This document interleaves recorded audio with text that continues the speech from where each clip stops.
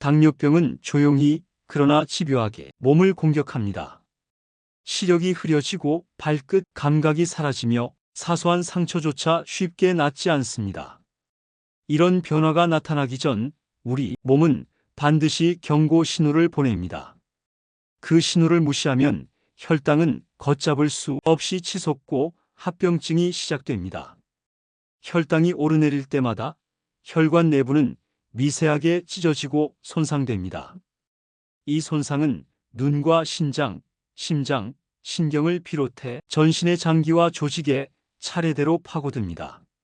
무서운 점은 이 과정이 서서히 진행되기 때문에 본인이 눈치채 즈음에는 이미 상당한 손상이 누적되어 있다는 사실입니다. 오늘 말씀드리는 관리법은 단순한 생활 팁이 아닙니다. 실제로 수많은 환자들이 혈당을 안정시키고 합병증을 늦춘 검증된 방법들입니다. 이 중 한 가지만이라도 실천하시면 앞으로의 건강 경로를 바꿀 수 있습니다.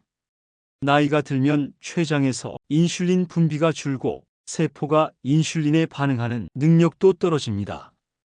이것을 인슐린 저항성이라고 부릅니다. 문제는 단순히 단 음식을 먹어서만 생기는 것이 아니라는 점입니다. 운동 부족, 복부 비만, 수면 부족, 스트레스 호르몬 증가가 복합적으로 작용해 인슐린 저항성을 악화시킵니다.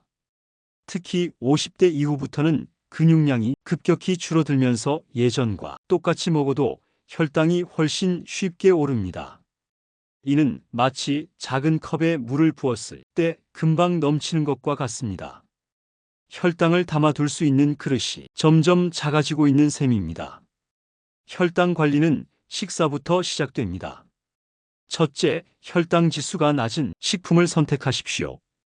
흰쌀 대신 현미, 귀리, 보리, 흰빵 대신 통곡물빵, 감자 대신 고구마나 단호박. 이 작은 선택의 변화가 하루 혈당 곡선을 완전히 바꿉니다. 둘째, 식사 비율을 조정하십시오. 채소 50%, 단백질 25%, 탄수화물 25%를 기본으로 하십시오. 당뇨병은 단백질은 닭가슴살, 달걀, 생선, 두부처럼 지방이 적고 소화가 잘 되는 식품이 좋습니다. 셋째, 먹는 순서입니다.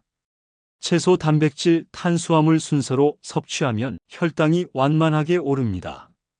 실제로 이 방법을 실천한 환자들의 식후 혈당 수치가 평균 20에서 30 낮게 나타났습니다.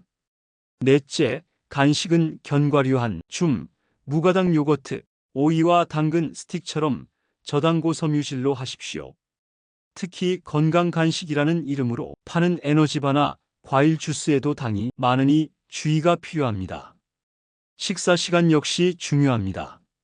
아침을 거르면 점심 폭식으로 이어져 혈당이 급격히 상승합니다.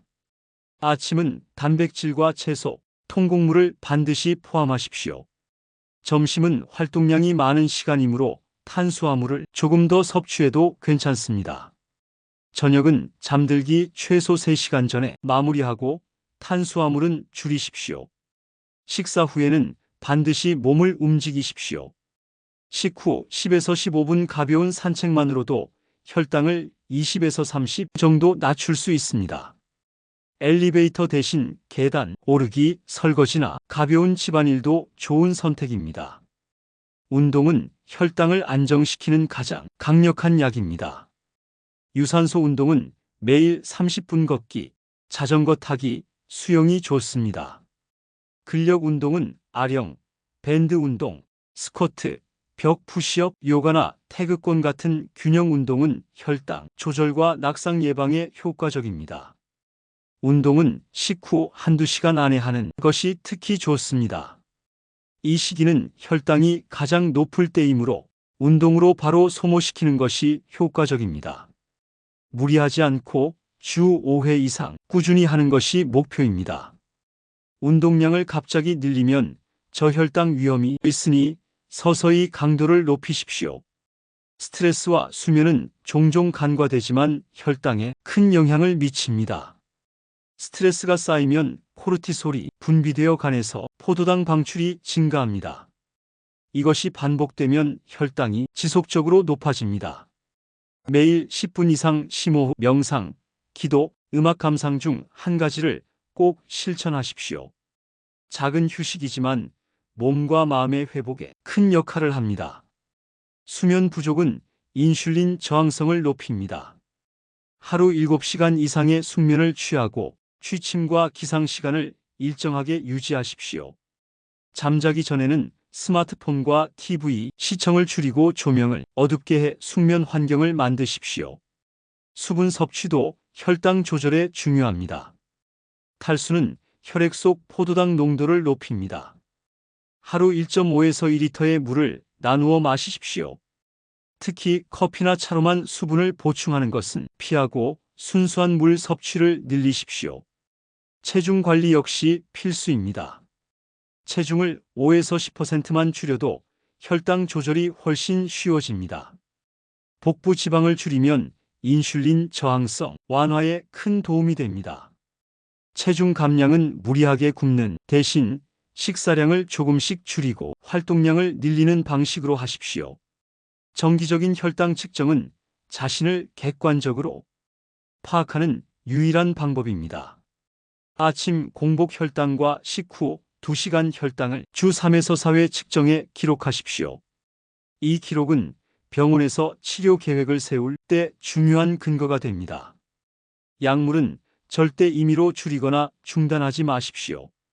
정해진 시간에 정확히 복용하는 것이 원칙입니다. 약을 복용한다고 해서 식사운동 관리가 필요 없는 것은 아닙니다. 합병증 예방을 위해 정기 검진을 받으십시오. 당뇨 망막병증, 당뇨병성 신증, 말초신경병증, 뇌졸중, 심근경색 같은 합병증은 조기에 발견해야 치료가 가능합니다. 1년에 한 번 이상 정밀 검사를 받으십시오. 검사 결과가 정상이라도 관리 습관을 유지하는 것이 중요합니다. 혈당 관리는 미루면 안 됩니다.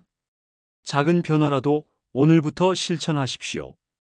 오늘 저녁 식사 순서를 바꾸고 식후 10분만 걸으십시오. 그 한 걸음이 앞으로 10년, 20년 건강을 지키는 첫걸음이 될 것입니다.